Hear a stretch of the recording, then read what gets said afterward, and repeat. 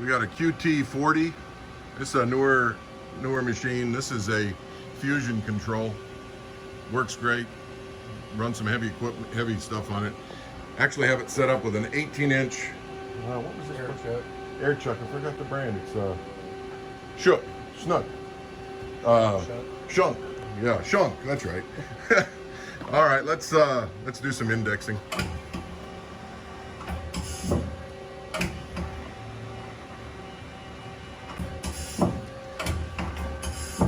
Why don't you just go ahead and do the axis first before we do the tailstock? Here's the back.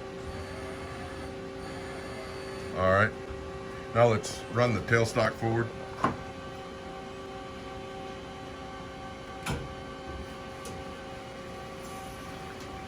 All right. Run the quill. Excellent. Then we come back around. Now we got these big jaws on here. 6-inch. And we've got a set of hard jaws for this thing too. I don't know where they are, but they will come with it. Yeah. And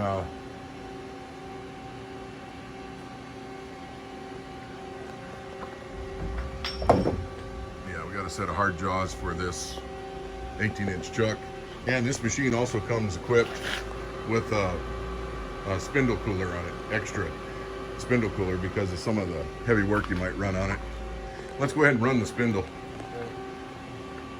250. What's that? Man, with those big jaws, I wouldn't run it too fast. But what you're at now? 320. 320? It won't go any faster than that unless we're running a program and got to work on it. Oh, that's right. But what is the height?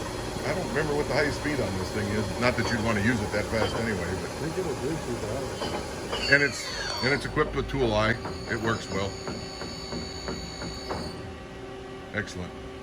And we got a what do you call it? Conveyor, chip conveyor.